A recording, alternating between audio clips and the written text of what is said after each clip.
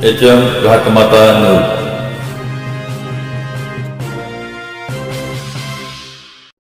जयाभाऊ असताना बोलणं झालं, जयाभाऊ पण बोलले, मी निघालो होतो, परत बोलवून घेतलं। इतका मोठा पाऊस आणि वातावरण असताना मला वाटतं जयाभाऊ अर्धा तास गाडीतच थांबले होते। जयाभाऊंच्यासाठी जोरदार टाळ्या वाजवा की त्यांना इथून 3 कार्यक्रम करून रेल्वेला बसायला सातारला जायचं आहे। कारण उद्या 12 वाजता अमितभाई शहांच्या हस्ते भारतीय जनता पार्टीच्या मुख्य कार्यालयाचं भूमिपूजन मुंबईत आहे। म्हणजे मी पण बोलून आता मी पण मुंबईला जाणार आहे। त्यामुळं आज विभूतवाडी गावामध्ये कार्यक्रम व्हावा असं विभूतवाडीतल्या सगळ्या सहकाऱ्यांची इच्छा होती आणि NP सरांचा प्रवेश करायचा मुंबईत करायचा का गावात करायचा, तर असं ठरलं की आता गावातच करायचा। आणि भाऊंना मी परवा फोन केला की असं असं आम्हाला वेळ द्या, आणि 2-3 दिवसातच ठरलं की कार्यक्रम विभूतवाडीतला करायचा। आणि असा भव्य दिव्य देखणा कार्यक्रम विभूतवाडीमध्ये होतोय। या कार्यक्रमासाठी आवर्जून उपस्थित राहिलेले माननीय ग्रामविकास मंत्री जयाभाऊ, माननीय ब्रह्मासेठ, समाज कल्याणच्या माजी सभापती आमच्या वहिनी कुसुम वहिनी, माननीय जे साहेब, माननीय अक्षयराज माने, युवा मोर्चाचे जिल्ह्याचे अध्यक्ष, OBC मोर्चाचे जिल्ह्याचे अध्यक्ष माननीय संग्राम भाऊ, माननीय उमाजी चव्हाण, माननीय करगणीचे सरपंच वनमाने सेठ, व्यासपीठावरती बरेच मान्यवर आहेत। UT जाधव सर आहेत, फडतरे साहेब आहेत, मार्केट कमिटीचे उपसभापती माजी माननीय दिलीप बुवा आहेत, मार्केट कमिटीचे सदस्य माननीय विष्णुपंत आहेत, माननीय विकास गडदे माजी सरपंच घरनिकी हे व्यासपीठावरती आहेत। विविध गावचे सरपंच उपसरपंच आहेत मोठ्या प्रमाणामध्ये। तर आज NP सरांचा भारतीय जनता पार्टीमध्ये प्रवेश झालाय, त्यांच्या सर्व सहकाऱ्यांचा प्रवेश झालाय। आपण जोरदार जरा टाळ्या वाजवून त्यांचं स्वागत करावं। आता मी त्यांची भाषणं ऐकत होतो जे साहेबांचं दोघांचं। आता दोघं काय गेलते मला माहित नाही, कशासाठी गेलते मला माहित नाही। माझी कुठलीच चूक, जेवढे कार्यकर्ते आमच्या जवळून गेलेले आहेत त्यांचं आमचं कसलंच भांडण नाही। त्यांना विचारा, वनमानेचे तुम्ही म्हणताय परत आम्ही काहीच भांडण नाही। ते जर एका वाक्यात म्हणले गोपीचंद पडळकरनं आमच्याबद्दल असं चुकीचं केलंय, मग मी चूक मान्य करतो, सगळ्याच्या पुढं माफी मागतो। सांगू शकत नाहीत का काय होतं? कधीच काय नाही। अरे एका ताटात जेवणारी सगळी मुलं, पण ठीक आहे चला, कुणाला काय वाटलं, कुणाला काय गेले, संघर्ष करणं माझ्यासाठी नवीन नाही आणि मी संघर्षाला घाबरणारा कार्यकर्ता नाही, कधीच नाही। मी कधी टेन्शन घेत नाही असल्या विषयाचं। कोणी काय जर आलं, जेवढा फोर्सनं माणूस येईल तसं मला इंटरेस्ट येतो काम करायला। जेवढं थोडं चॅलेंजिंग गोष्ट मला आवडते, आणि तुम्हाला माहिती आहे आपल्या सगळ्या कार्यकर्त्यांना पण चॅलेंजिंग गोष्ट आवडते। जेवढा चेंडू आपण जोरात खाली आपटतो तेवढा तो उंच जातो। त्यामुळे जेवढा कोणी मला येऊन धडकेल तेवढा तो जास्त मागे जाईल, त्याचं मला टेन्शन येत नाही।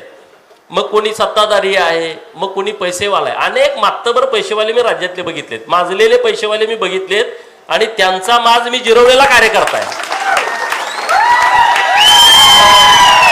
वस्तुस्थिती आता हे सगळे कारखानदार वगैरे किती माजलेले असतील बघा। हे कुठंतरी चिल्लर गँगवाले, हे पैसे पैसे पैसे हा विषय माझ्यासाठी महत्वाचा नाही। गोपीचंद पडळकर तुमच्या समोर उभा आहे, तो तुमच्या पैशात नाही। महादेव पाटील बरोबर, माझ्याकडे काही नव्हतं, माझ्याकडे 1 रुपया नव्हता, गाडीला तेल घालायला पैसे नव्हते, 8 दिवस गाडीला तेल घालायला नाही म्हणून मी घरी बसलेला कार्यकर्ता, हे सगळे साक्षीदार आहेत। असं काय नाही की पैसे आले मी पुढारी झालो, असं नाही। पैशानं पुढारी होत असता तर या देशाचा पंतप्रधान टाटा बिर्ला अंबानी पैकी कोणीतरी असता। चहा विकणाऱ्याचा पोरगा देशाचा पंतप्रधान झाला नसता।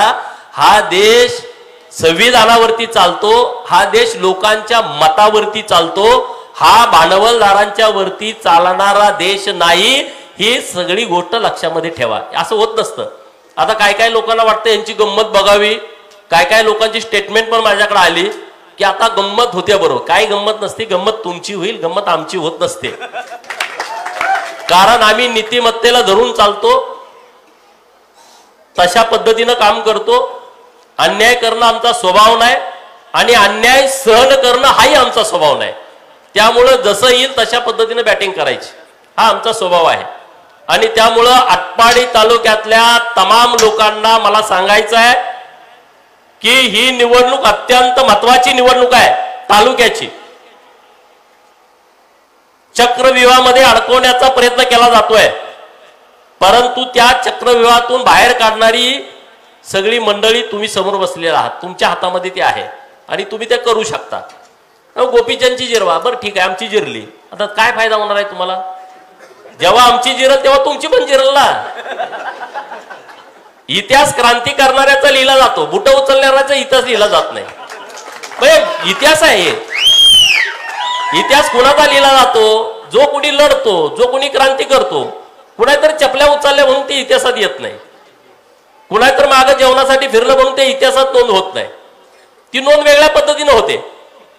जेव्हा कधी इथल्या राजकारणाचा इतिहास लिहिला जाईल तेव्हा आमचं नाव चांगल्या अक्षरातच लिहिलं जाईल. आमचं चुकीच्या अक्षरात लिखाण केलं जाणार नाही. आम्ही कुणासाठी तर आडवाडवी कुणासाठी बरं समोरच्या लोकांना लढण्यात, शत्रूला लढण्यात काय आपल्याला कमीपणा वाटत नाही. पण जेव्हा आपलीच माणसं कारण नसताना द्वेष मनात ठेवून आमच्या आडवी येतात तेव्हा वाईट वाटतं. दुसरं काय नाही. लढायला काही हरकत नाही, पण जेव्हा आपल्याच लोकांच्या विरोधात कारण नसताना लढायची वेळ येते तेव्हा वाईट वाटतं. परंतु राजकारण आहे. जेव्हा जाणून बुजून द्वेषानं निंदा नालस्ती करून एखादा माणूस कुणाच्या तरी सांगण्यावरनं आडवा येत असेल तर राजकारणामध्ये तुडवावाच लागतो, त्याला काही नाही लागत असतो. आणि त्यामुळं मी राज्यभर काम करतो. लई जण आडवे येऊन गेलेत, लई जण. बिरोबाचा आशीर्वाद आहे, मायाका देवीचा आशीर्वाद आहे, तुमचा सगळ्यांचा आशीर्वाद आहे. जेव्हा जेव्हा अशी काही संकट आली तेव्हा तेव्हा त्यांच्या आशीर्वादानं आम्ही बाहेर पडलो. जिल्ह्यात सगळी लोक घेरायला लागलीत, सगळी लोक घेरा, बिंदास घेरा, काय फरक पडत नाही. जत विधानसभा मतदारसंघामध्ये 9 जिल्हा परिषदच्या सदस्याच्या सीट आहेत. आपल्या इथं 4 आहेत, वर 4 आहेत, तिकडे विसापूर सर्कलला 2 आहेत. कवठेमहांकाळमध्ये काही आपल्याला तिथं तयारी करावी लागणार आहे. जिल्हा परिषद वरती भारतीय जनता पार्टीचा झेंडा फडकवण्यासाठी जे जे काही करावं लागेल ते ते आपल्याला करायचं आहे. तुमची आहे ना तयारी? जे जे काही करावं लागेल ते ते आपल्याला करायचं आहे. त्यामुळे बिंदास्त राहा. मी जरी इथला आमदार नसलो, निधीला कमी पडणार नाही. माननीय देवाभाऊ यांचा आशीर्वाद आपल्या पाठीशी आहे आणि जयाभाऊंची आपल्याला साथ आहे. जयाभाऊ आपला सगळा जवळचा भाऊ असल्यासारखे आहेत, आपल्यावरती लक्ष ठेवणारे आहेत आणि ग्रामविकास खातं त्यांच्याकडे आहे. आता ही ग्रामपंचायतची फीत कापली, आम्हीच बांधल्या ना, आम्हीच कापणार ना. हे हनुमानाचं मंदिर आम्हीच बांधलोय, ते अरे आम्ही काम काही नाही केलं. एका गावात नाही, 90 पासूनचा रेकॉर्ड काढा. जेवढ्या जेवढ्या आमदारांनी आटपाडी तालुक्यामध्ये प्रतिनिधी म्हणून काम केलाय. मी तर विधान परिषदेचा आमदार होतो, सभापती पद म्हणून 2.5 वर्ष संधी मिळाली. ती काय फार मोठी संधी नव्हती, 2.5 वर्षाची संधी होती. एक गाव असं दाखवा की ज्या गावामध्ये आम्ही कॉन्क्रीट काम केलं नाही, की जे लोकांच्या हितासाठी वापरलं गेलं नाही. एक गाव आम्हाला दाखवा. युवतवाडी तर 20 कोटीच्या वर कामं दिली. अरे आमचं बिरोबाचं मंदिर कुरुंदवाडीचं 5 कोटी रुपयाचा निधी आम्ही एका वेळेस दिला. 5 कोटी रुपयाचा निधी. खरसुंडी एवढं मोठं मंदिर आहे, लाखो लोक येतात. का नाही कुठल्या पुढाऱ्याला वाटलं खरसुंडीच्या मंदिराला 5 कोटी रुपयाचा निधी द्यावा? आम्हाला वाटलं, आमच्या तिथल्या सहकार्यांना वाटलं. आम्ही तीर्थक्षेत्र ब मध्ये समावेश केला, 5 कोटी रुपयाचा निधी दिला. कुरुंदवाडीचा प्रस्ताव अण्णाला विनंती केली, तुम्ही तयार करा, आणि नारायण अण्णांच्या नेतृत्वात तो प्रस्ताव तयार केला. 5 कोटी रुपये आम्ही मंजूर करून आणून दिले. एक ना अनेक विषय आहेत, प्रत्येक गावामध्ये आम्ही कामं केलेत. करगणीमध्ये सगळ्यात हायेस्ट निधी दिलाय, बरोबर राजसेठ? मी काय तुम्हाला खोटं सांगत नाही. अरे आम्हाला संधी मिळाली किती? मी तर 4 वर्षाचा विधान परिषदेचा आमदार होतो, 4 वर्ष, आणि मी कामं राज्यभर दिलेत. नुसतं काय मी इथंच केलेत अशातला भाग नाही. बालुरगड सारखं बर्जी नायकांचं स्मारक व्हावं असं कधी कुणाला वाटलं नाही. परंतु आता तिथं 1.5-2 कोटी रुपयाचं टेंडर झालंय. म्हणजे काम करायची आमची भावना आहे. आरेवाडीच्या बिरोबाला पहिलं सरकार असताना 5 कोटी रुपये दिले, आता 3 कोटी रुपये दिलेत, 8 कोटी रुपये दिलेत, आता 160 कोटी रुपयाचा आराखडा आम्ही तिथं तयार केलाय. आणि मी 100% सांगतो देवाभाऊंच्या नेतृत्वामध्ये तो मान्य करून घेतोय. मी देवाभाऊंच्या नेतृत्वामध्ये मायाका देवीच्या मंदिराचं तिथं काम सुरू आहे. चिंचणीला सगळं उलगडलंय आणि आता तिथं कामच होत नाही. मी मागं लागलोय जयाभाऊंच्या आणि देवाभाऊंच्या की राज्य सरकारनं कर्नाटक सरकारला पैसे देऊन मायाका देवीचं मंदिर आपल्या महाराष्ट्र सरकारनं बांधलं पाहिजे. कारण लाखो लोक आमची मायाका देवीला जातात. ती काय मराठा समाजापासून बहुजन समाजापर्यंत सगळी लोक मायाका देवीच्या मंदिरात जातात. आणि पुढच्या 8-10 दिवसामध्ये मी आणि जयाभाऊ दोघं मायाका देवीच्या दर्शनाला चाललोय आणि त्याचा कसा आराखडा तयार करायचा आणि ते पैसे कसे द्यायचे ते आम्ही बघतोय. म्हणजे आम्ही इथं तर काम करतोय, कर्नाटकात पण काम करायची आमची भावना आहे. आणि त्यामुळं चिंता करण्याचं कारण नाही. निवडणुका येतात, निवडणुका जातात. आपलं कुणी शत्रुत्व नाही, आपला कुणी शत्रू पण नाही. आणि या तालुक्यामध्ये विकास व्हावा, कार्यकर्त्यांचं संरक्षण व्हावं, महत्वाचा विषय. कुणी येतं केस घालायचं, कुणी येतं मारायचं, अशी परिस्थिती आता नाही. काय कुणी तुम्हाला कुणी मारू शकतं का? माझ्या विरोधात काम करणारे कट्टर ते सुद्धा माझं नाव सांगून काय काय ऑफिसला काम करून घेतात. वस्तुस्थिती सांगतोय. ट्रॅफिक वाल्यांना अडवलं तरी माझं नाव सांगतील. मंत्रालयात माझं नाव सांगून बिलं घेऊन येतात. अरे बाबा तिथं माझं नाव सांगताय, हिथं आल्यावर मला शिव्या देत आहे. ठीक आहे, पण माझं नाव सांगून काम तर होतंय ना. माझं नाव सांगून म्हणजे देवाभाऊंचा कार्यकर्ता म्हणून मंत्रालयातल्या सगळ्या लोकांना माहित आहे. त्यामुळं आपलं काम कुणी डावलत नाही. चंदू काळेला विचारा, चंदू काळे तर तिथं सगळे दोस्तच करून टाकलेत. मात्र महादेव पाटलांना माहित आहे. हा अरे काय माहित होतं आम्हाला? आटपाडीच्या पंचायत समिती गेलं तर आमचं क्लार्क ऐकत नव्हता. तहसील कार्यालयात जायला आम्हाला शिपाई सोडत नव्हता. जेव्हा आम्ही बोलायचो की आम्हाला राजकारण करायचं आहे, आम्हाला आमदार व्हायचं आहे, लोक तेव्हा चेष्टा करायची, कार्यकर्त्यांची निंदा करायची. जेव्हा जेव्हा आम्ही निवडणुकीत हारायचो आमच्या कार्यकर्त्याच्या दारात आणून फटाकड्या उडवायची, दारात घरात गुलाल टाकायचे. अपमान सहन केला लोकांनी. किती वर्ष सहन केला अपमान? 2009 ते 2010 11 वर्ष अपमान सहन केला. परंतु लोकांना वाटत नव्हतं ही कधी आमदार होतील. कोरोनाचा काळ होता आणि मला फोन आला, मुंबईला या, विधान परिषदेला अर्ज भरायचा आहे. कोविड तेव्हा पास काढल्याशिवाय मुंबईला जाता येत नव्हतं. आणि तिथं अधिकारी पण आपला एक खास विश्वास होता. त्यांनी गुपचूप पास काढून दिला, कोणाला सांगूच नका म्हटलं. नाही गडी तुम्हाला माहित आहे सगळं, कोणाला काय माहित झालं काय होतं. तर मुंबईला गेलो, फॉर्म भरला, शिफारस नाही, कोणाचं पाठबळ नाही. परंतु देवाभाऊंना वाटलं की हा लढतोय, ह्याला आपण आमदार केलं पाहिजे. त्यांनी माझा सन्मान नाही केला, माझ्याबरोबर गावगाड्यातल्या गोरगरीब लोकांचा सन्मान केला आणि मला विधान परिषदेमध्ये काम करायची संधी दिली. जेव्हा मी आमदार झालो विधान परिषदेचा, प्रत्येक अधिवेशनामध्ये सगळ्या लोकांचे विषय मांडले. मराठा समाजाला आरक्षण द्या वेगळं भूमिका मांडणार हा गोपीचंद पडळकर आहे. 2013ला मराठा समाजाला आरक्षण द्या म्हणून मोर्चा काढणार हा गोपीचंद पडळकर आहे. वेगळं आरक्षण द्या म्हणून. असं काही नाही आम्ही कुठल्या समाजाच्या विरोधात आहे. परंतु जेव्हा या महाराष्ट्रामध्ये आता सगळी राळ उठायला लागली, गोपीचंद असं करतोय. अरे जी भूमिका आहे ती आमची समोर आहे. आत बाहेर आमची कुठली भूमिका नाही. जी काय भूमिका असेल ती समोर आहे. आमची भूमिका रास्त आहे. चुकीच्या भूमिका आम्ही मांडत नाही आणि चुकीच्या भूमिकेवरती आम्ही काम करत नाही. आणि जे काय असेल ते उघड मात्या नाही. ज्यांना पटल ते आमच्या बरोबर येतील, ज्यांना पटणार नाही ते आमच्या विरोधात जातील. त्याच्याशी आम्हाला काही देणं घेणं नाही. आणि त्यामुळं आता जेव्हा निवडणुका लागतायत, करगणी, खरसुंडी, निंबवडे आणि दिगंची 4 जिल्हा परिषद गट आहेत. आटपाडीची नगरपंचायत आहे.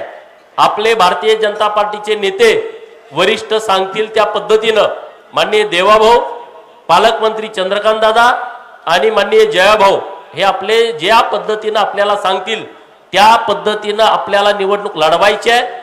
भारतीय जनता पार्टीचे सगळे उमेदवार निवडून यावेत यासाठी आपल्याला प्रयत्न करायचा आहे.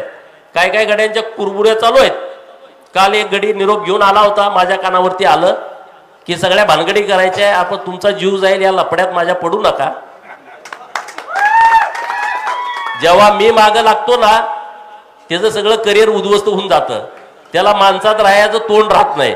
जेव्हा मी उघड भूमिका घ्यायला चालू करतो तोंड सुद्धा दाखवायला जागा राहत नाही. अशा पद्धतीची भूमिका आम्ही घेतो, आम्ही लढतो. मला जतमधनं पाडावं म्हणून पहिली मिटिंग विभूतवाडीत घडली. तुम्हाला माहित आहे का? पहिली मिटिंग विभूतवाडीत. शेठ कुठं जतमध्ये गोपीचंदला पाडायचं? अरे अजून काय डोक्याला हात लावायचं काम आहे? अरे बाबांनो, एखादा बालिशपणा राजकारणात किती करावा, ह्याला पण मर्यादा असते ना. गोपीचंद कुठं काय उकरड्यात उगवलं आहे, कुठं तिथं गेला पाडा, अरे असं नाही पडत. लय जण झटलेत तिकडं. नाव आता घ्यायला नको, वरचे सगळे दमलेत गोपीचंदला पाडा म्हणणारे. तुम्ही पाडायचा लांबचा विषय आहे आणि माझं काही कुणाशी शत्रुत्व नाही, परंतु जर तुम्ही त्या पद्धतीनं खुणसी भावनेनं आमच्या विरोधात जाणार असाल, ज्या दिवशी रणांगण लागेल ना त्या दिवशी फक्त पळावंच लागेल, दुसरं काय करावं लागणार नाही, पळावं लागेल. एकदा रणांगण लागू द्या, मग कळतं काय होतं ते. राजकारण लांबणं लय गमतीचं वाटतं. आणि फुलवणारी लोक, माझी सगळ्यात बदनामी करणारी लोक पण ही 2-4 इथलीच आहेत. माझी सगळ्यात जास्त निंदा नालस्ती करणारी लोक हीच आहेत. म्हणे गोपीचंद पडळकरने एक पिढी बाद केली, सांगते ती लोकांना. आम्ही कुठं दारू पितो? आम्ही तंबाखू खातो? आम्ही मावा खातो? बघितलं का तुम्ही कधी? आम्ही काय कुणाला म्हणे आम्ही वाईट वळण लावतो? आम्ही नाही वाईट वळण लावत, आम्ही चांगली वळण लावतो. आमच्याकडे कार्यकर्ते आले तर त्यांना इंजेक्शन मारतोय, दारू पिऊ नको, दारू सोडायची, नेऊन मारतोय किती जणांना बघा. पण निंदा सगळीकडे राज्यभर करतेच जाऊन. आणि माझ्या विरोधात बोलणाऱ्याला तिकडं बिर्याणी लगेच खायला मिळते, एंट्री आहे लगेच, एंट्री पास. गोपीचंदचा विरोधक आहे, चला लगेच एंट्री आहे, लगेच एंट्री. ती एंट्री माझ्यामुळेच आहे, दुसरं तुमची काय लायकी आहे म्हणून एंट्री नाही. जे जे माझ्या विरोधात काम करतायत का नाही, तुम्हाला एंट्री माझ्यामुळं आहे. ही गोपीचंदची जरा 4 गोष्टीची निंदा नालस्ती केली, ती एकदा कॉपी सांगते, दुसऱ्यांदा परत बिर्याणी सांगते, पण 2-3दा गेलं ती मध्ये बरं सांगते कॅसेट तुझं तेच चालू आहे, चल आता. परत त्याला जवळ घेत नाही. त्यांच्या जवळची गेल्यानेच मला सांगते, दुसरं काय मला माहित नाही. जवळचीच लोक सांगतात की जाऊन तुमची निंदा करतात. एकदा 2दा 3दा ते एकदा चौथ्या चल चला आता ते रोज तेच कॅसेट लावू नको. पण कुणी सांगून आम्ही थांबत नाही ना, आम्ही काम करतोय ना. आम्ही काय, अरे मी आता गेलो 12-1 वाजेपर्यंत, तुम्ही या माझ्या लोक असतात, मी त्या लोकांची कामं करतो. मी त्यांना विचारत नाही तू कुठल्या पार्टीचा आहे, मी त्यांना विचारत नाही तू नेत्याबरोबर आलाय का. मला आमची सगळी लोक खवळतात, तुम्ही त्या गावातल्या पुढाऱ्याला आपल्या बोलवून घ्या आणि मग त्याचं काम करा. अरे पण तो एकदा येतोय ना, त्याचा दुसऱ्यांदा हेलपाटा करावा आमची भावना होत नाही. त्याला पत्र पाहिजे, आम्ही जागेवर देतोय. मी तर पहिली कोरीच पत्र द्यायचो सह्या करून. ह्यांच्याकडे आहेत काय काय गड्यांनी माझं कोरं पत्र एका मंत्र्याच्या विरोधात दिलं, त्याचं फोन आला मला, अहो तू माझ्या विरोधात कशी काय तक्रार द्या? अहो म्हणलं नाही, म्हणलं असं होणार नाही. अरे ते असंच पत्र दिलंय. अरे बापरे म्हणलं, ठीक आहे म्हणलं, मग आता मी ती सह्या करून द्यायचं. अरे उद्या एखादा आमच्या साहेबाच्या विरोधात एखादा पत्र लिहून द्यायचा, माझं घर उठवणार कारण नसतं. मी काय म्हणतोय, तुमची गैरसोय होई नये म्हणून मी तुम्हाला सही करून देतोय. तुम्हाला कुठला आमदार आहे का अशी सही करून देणारा? अरे दारात जाऊन बसताय, तुम्हाला माझ्या घरात जागा आहे, बेडमध्ये जागा आहे, तुम्ही मला कधी येऊन उठवू शकता. तुम्ही जाऊन उठवू शकता इतरांना, उठवू शकता का? 2-2 वाजता येऊन सुद्धा तुम्ही माझी दारं वाजवलीत. मी कधी तुम्हाला बोललो वाईट? कधी पण या ना, आओ जाओ घर तुम्हारा आहे. दुसऱ्या ठिकाणी असं नाही, शिव्या देतात आहे भनिवनं कार्यकर्त्यांना. चेक लिहून घेतात सरपंच झाल्यावर, तिकीट देतात, चेक लिहून घेतात. जायचं नाही, बदलला का तुझा चेक टाकतो. काय प्रकार आहे राजकारणामध्ये? आम्ही कार्यकर्त्यांना पण सन्मान देतो, स्वाभिमान त्याला देतोय. आम्ही तुम्हाला अपमानित कुठं होऊ देत नाही. कुठं पण जावा, कुठल्या ऑफिसला जावा, आणि कुठल्या अधिकाऱ्याची हिंमत नाही भारतीय जनता पार्टीच्या कार्यकर्त्याला अपमानित करायची, कारण आम्ही त्या पद्धतीनं काम करत राहतोय. आणि तशा पद्धतीनं तालुक्यामध्ये विकास होण्याच्या दृष्टिकोनातून आम्हाला चांगल्या पद्धतीनं काम करायचं आहे. आता राजेवाडीमध्ये एक चांगलं पर्यटन केंद्र डेव्हलप व्हावं. आपले राहुलदादा वगैरे सगळी टीम आहे, तानाजी बुवा आहेत. मी मागणी केली सरकारकडं की राजेवाडी सारखा एवढा मोठा तलाव आहे आणि त्या तलावाच्या बाजूला लागून जलसंपदा खात्याची जमीन आहे. या जलसंपदा खात्यामध्ये एक पर्यटन केंद्र असं डेव्हलप करा की 3 जिल्ह्यातली लोक तिथं येतील. आणि त्याचा आता आराखडा करण्याच्या सूचना माननीय चंद्रकांत दादांनी जिल्हा नियोजनला दिलेल्या आहेत आणि त्यांच्या माध्यमातून आराखडा तयार होतोय. आम्हाला काहीतरी आयडियल काम करायचं आहे, त्यासाठी तुम्ही आमच्या बरोबर या ना.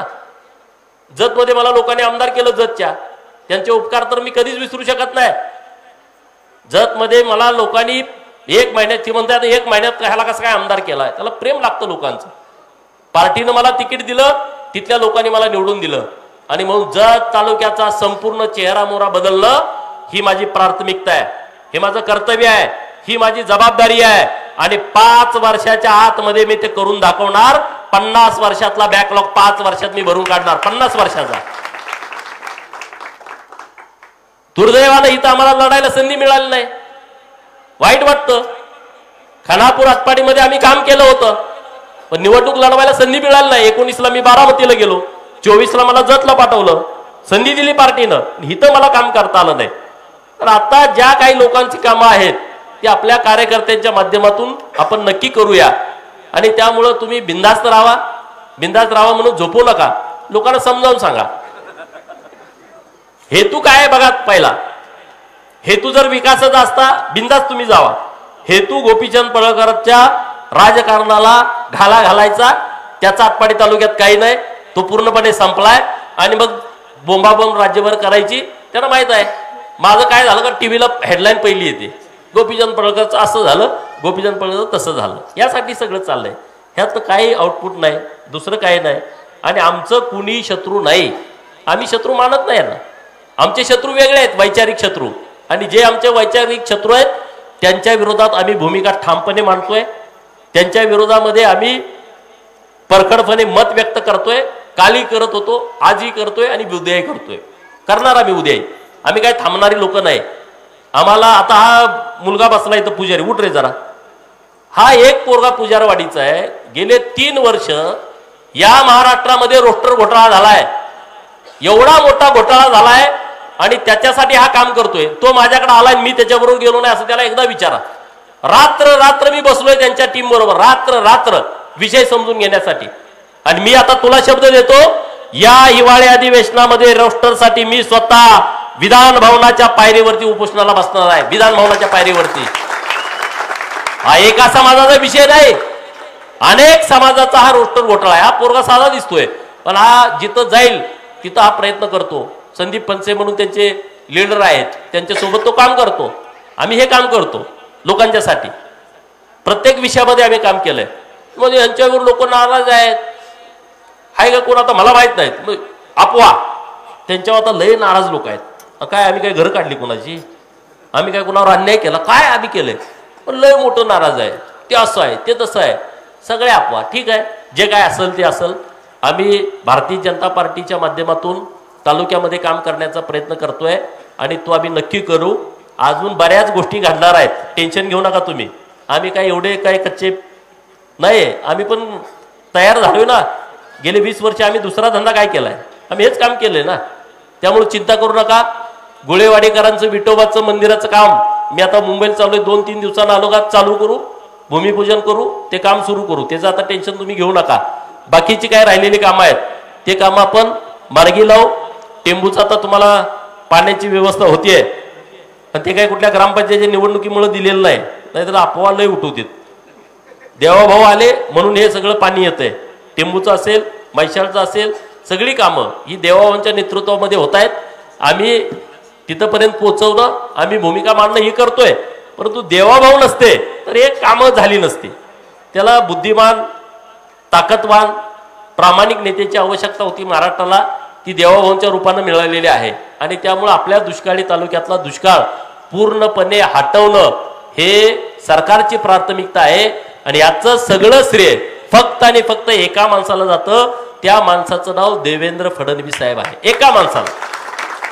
हे काय नुसते इथं काम चालू नाही, अखंड महाराष्ट्रात काम चालू आहे.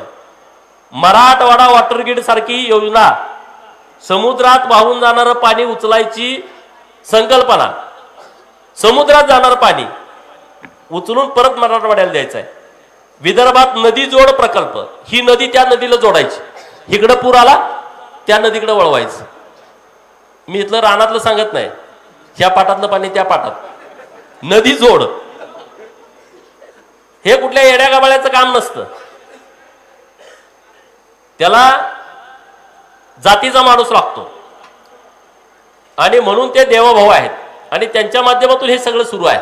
राज्यामधलं जे डेव्हलपमेंट सुरू आहे राज्यामधलं जे विकासाचं काम सुरू आहे ते माननीय देवेंद्र फडणवीस साहेबांच्या माध्यमातून सुरू आहे आणि ते काम ज्या पद्धतीनं होतंय त्या पद्धतीनं आपण सुद्धा त्यांच्या पाठीमागे उभं राहण्याची आवश्यकता आहे आणि आपण सगळेजण ताकदीनं त्यांच्याबरोबर राहू. विभूतवाडी गावातील आणि परिसरातून बरीच लोक आली. पावसानं लोक खूप परत गेली. मला वाटतं जयाभाऊ स्वतः अर्धा तास गाडीत बसून होते, त्यांना एवढी गडबड असताना पावसात उभ्या पावसात लोक भिजली. आता तुम्ही वाळला पण भिजून परत काय कपडे परत वाळलेले आहेत. विरोधक म्हणले असतील बरं झालं पाऊस पडला, यांचा कार्यक्रम उधळला. अरे आज झाला उद्या नाही तर परवा. आम्हाला दुसरा धंदाच काय कार्यक्रम घेणं आणि भाषण करणं, याच्या पलीकडे आमचा धंदा काय दुसरा आहे. आम्ही काय कुठं रानात कामाला जातोय, आम्ही हेच काम करतोय ना, आम्ही दुसरं काही काम करत नाही. 24 तास ड्युटी हीच आहे आमची. आणि त्यामुळं सगळ्या लोकांना माझं आव्हान आहे, विनंती आहे, दिशाभूल करणाऱ्या लोकांचं तुम्ही ऐकू नका. विनंती आहे, तुम्हाला आमच्यात काही चुका असतील आम्हाला येऊन सांगा, हे तुमचं चुकतंय हे तुम्ही दुरुस्त करा, आम्ही दुरुस्त करतो. परंतु कुणीतरी काहीतरी सांगतंय म्हणून दिशा बदल करण्याचा प्रयत्न लोक जे करतायत त्या सगळ्या लोकांचं तुम्ही ऐकू नका. लोक लांब म्हणतात गंमत बघूया. गंमत तुम्ही आमची बघू नका, तुमची गंमत करायलाच आम्ही बसलोय. तुम्ही त्याचं चिंता करू नका. लय जाऊन आपण त्याची गंमत बघूया, काय गंमत होत नसते. लोक मला माहित आहेत ना या तालुक्यातली लोक काय आहेत. जेव्हा तुम्ही आमची गंमत करायला जाता ना तेव्हा लोक तुमची गंमत करतील. आमची लोक कशाला गंमत करतील. लोकांना सगळं कळतंय राजकारण काय चालू आहे, जिल्ह्यात काय चालू आहे, राज्यात कशा पद्धतीनं चाललंय आणि कसं चाललंय. एकमेव सगळे नेते मिळून येत आहेत आटपाडी आणि जत, दुसरीकडे कुठं जात नाहीत. गणपतीचं दर्शन विठा सगळे मिळून. अरे यायला दुसरीकडे गणपती आहे का नाही, एकाच ठिकाणी. खासदाराच्या मिटिंगा जत नाटपाडी, दुसरीकडे कडेगावला नाही, पलूसला नाही, तासगावला नाही, कवटेमकाळला नाही, मिरजला नाही, कुठंच नाही. फक्त आटपाडी आणि खानापूर. का? गोपीचंद तिथं आहे. का रे? एवढा जर जातीयवादाचा किडा वळवळत असेल तर तो ठेचायला लागल ना तुमचा. काय लोक काय येडे आहेत का? हा, लोक काय सगळी काय दूध खुळे आहेत राजकारण बघते ते.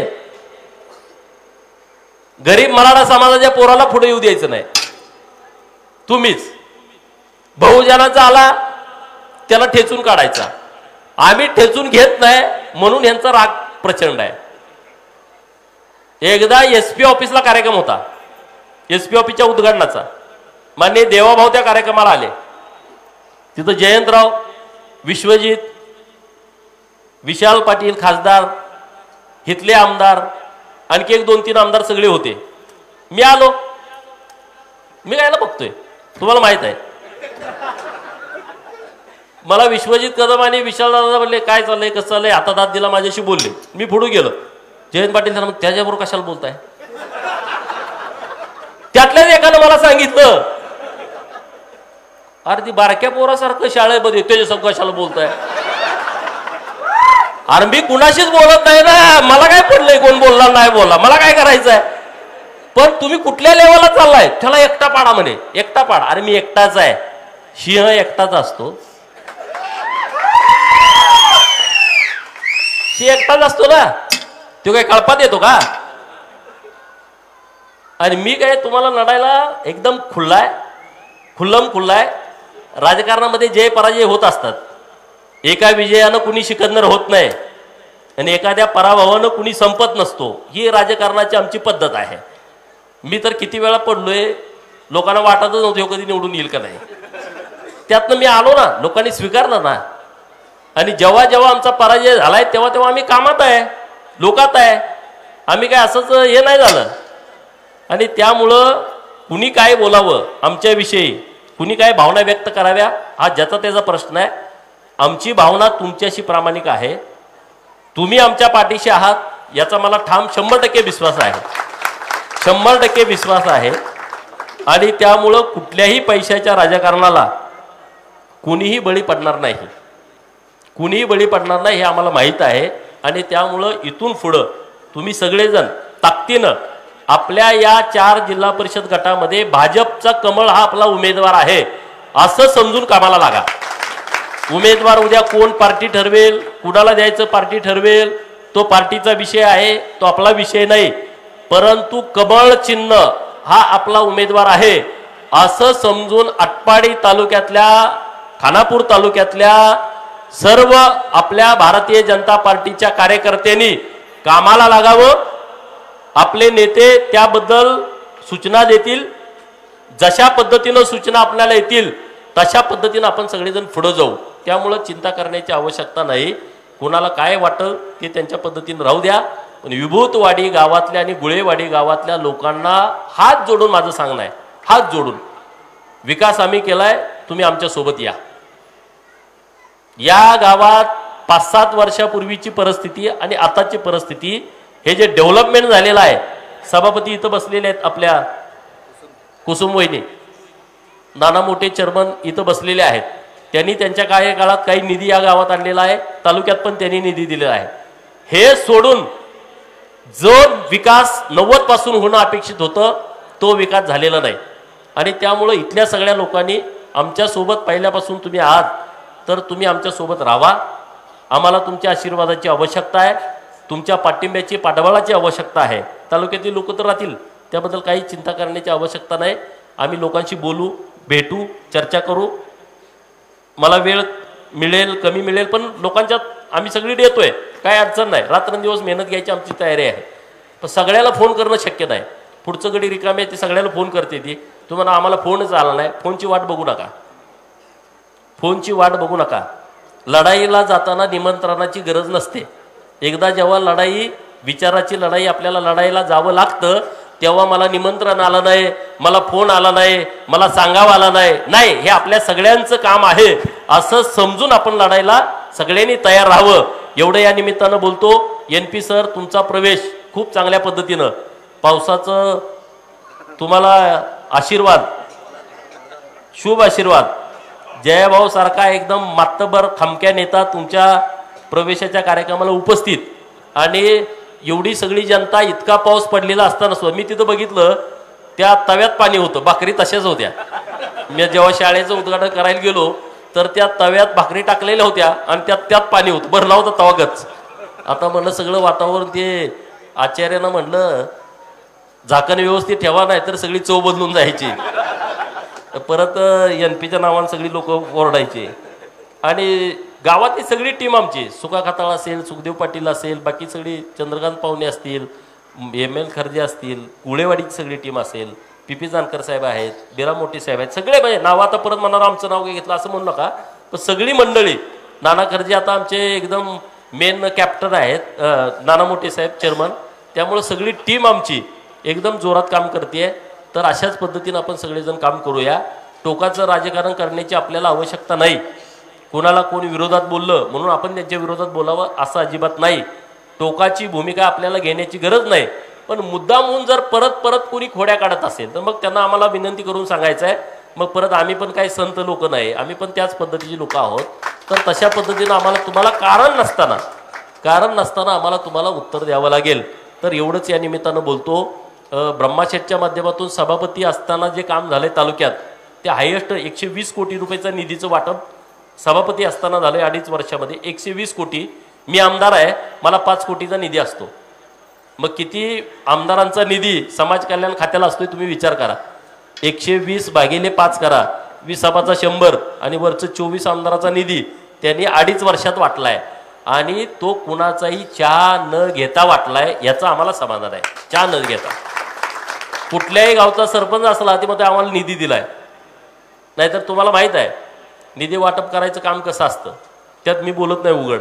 तर अशा पद्धतीचं काम आम्हाला करायचं आहे, तर तुम्ही आम्हाला पाठबळ द्या। आमच्या सगळ्या ठिकाणी इच्छुक उमेदवारांची संख्या पण जास्त आहे, तिकीट एकालाच मिळणार आहे पण संख्या जास्त आहे, त्यामुळे समोरच्याला वाटतं यातलं नाराज होऊन कधी आमच्याकडे कोणी येते का, आमच्या ते नाराज होऊन कोणी जाणार नाहीत। कारण आता JJंचं आणि NPचं मार्गदर्शन ज्या लोकांनी ऐकलंय ते लोक नाराज होणार नाहीत, आणि नाराज असलेली लोक पलीकडे असलेली परत येतील, कारण तशी परिस्थिती आहे।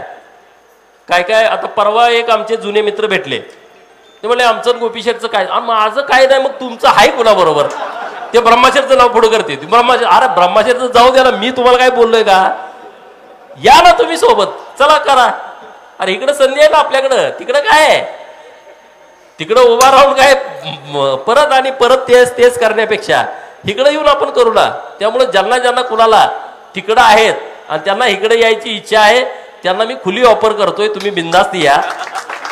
काही नाही, पहिल्यापेक्षा जास्तीचा सन्मान तुम्हाला मिळेल, पहिल्यापेक्षीच जास्तीची संधी तुम्हाला मिळेल.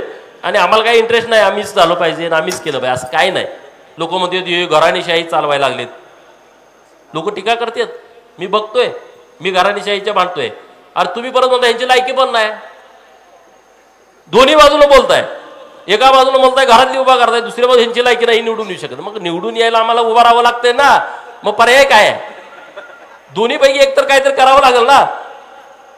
दोन्ही बाजूला कसं बोलून चालेल? एकदा म्हणते त्यांची लायकी नाही, लायकी दाखवायला निवडणूक लढवावी लागेल, निवडणूक लढवली तर निवडून यावं लागेल. मग दोन्हीपैकी एक पर्याय आमच्याकडे आहे. मग काय करायचं तुम्ही ठरवा, तुम्ही सांगा, त्या पद्धतीनं आम्ही जाऊ. एवढंच या निमित्तानं बोलतो. परत एकदा इतक्या पावसात काय काय जणांनी निरोप दिला जयभाऊ तिकडे जाऊ नका म्हणून. अरे काय आता अवघडच काम आहे सगळं.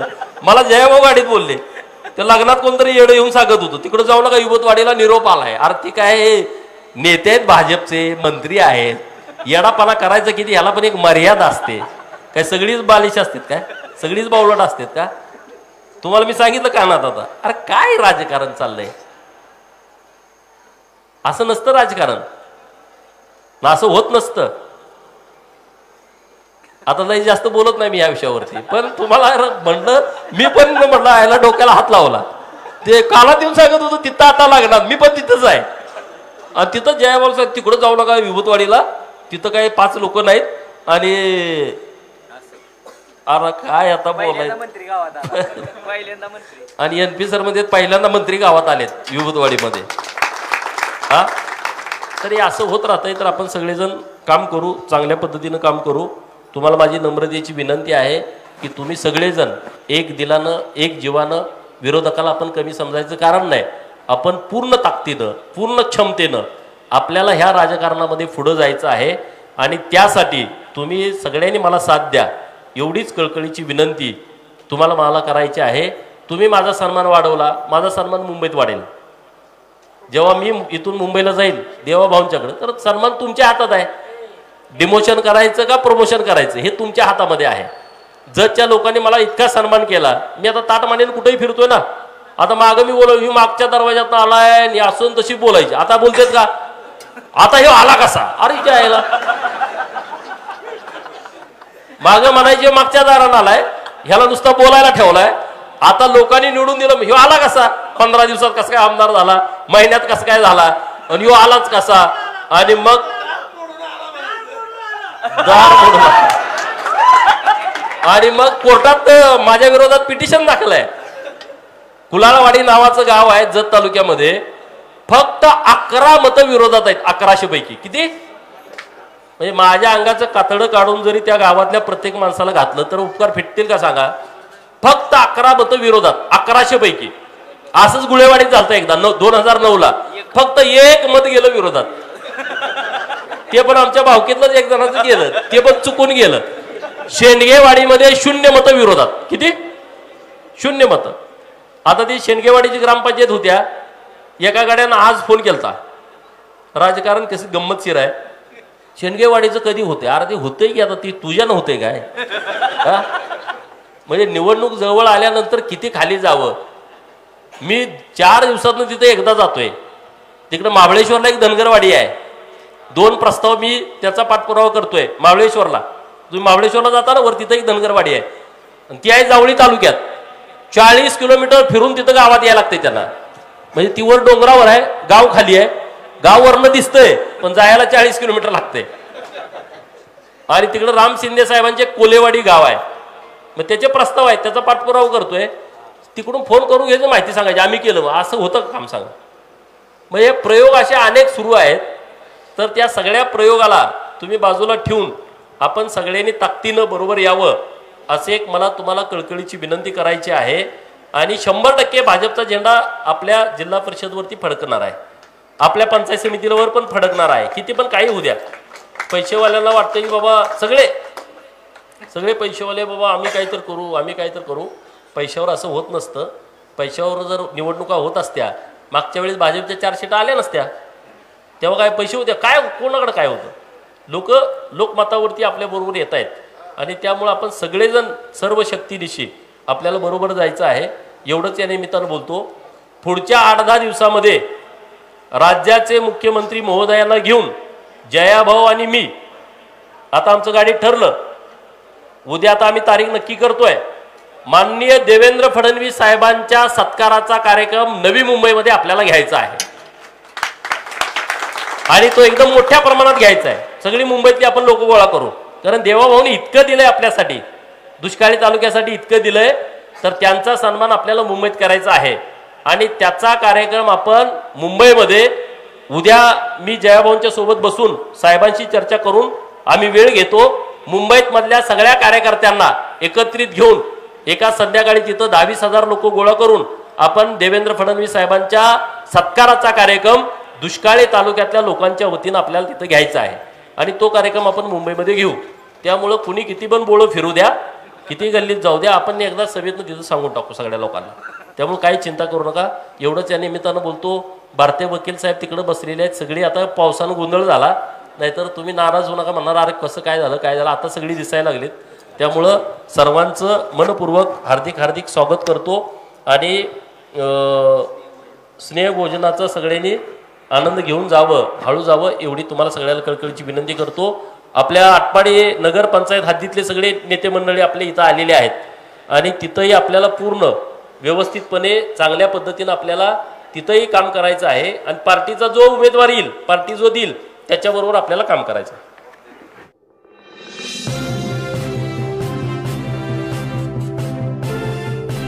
HM घाटमाता news.